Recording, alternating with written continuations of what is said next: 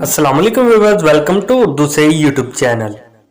Like the video, subscribe my channel and press the bell icon to get notified. नाम है नरगिस। नरगिस नाम के English में स्पेलिंग बनते हैं NARGIS। नरगिस नाम का इस्तेमाल लड़कियों के नामों में होता है। नरगिस नाम लड़कियों के लिए मखसूस है।